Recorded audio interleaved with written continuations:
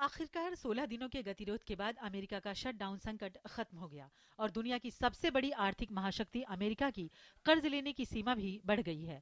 America के इस ऋण संकट की असली वजह है सरकार का खर्च।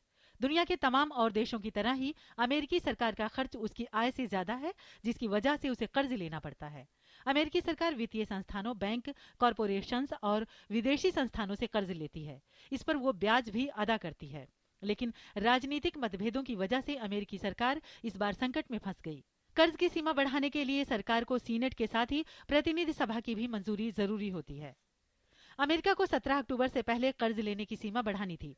17 अक्टूबर तक अमेरिकी सरकार के कर्ज की सीमा 16,700 अरब डॉलर थी, जिसे बढ़ाने की जरूरत थी। अगर कर्ज लेने की सीमा नहीं बढ़ती तो अमेरिका अघोषित रूप से दिवालिया हो जाता।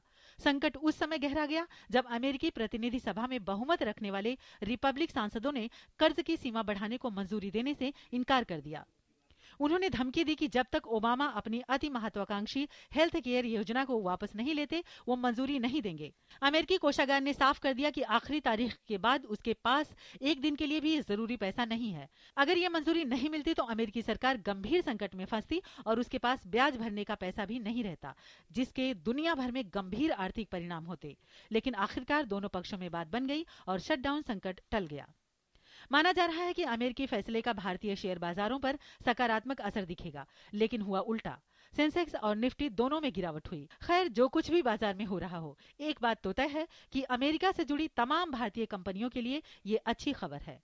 Bureau report, DD news.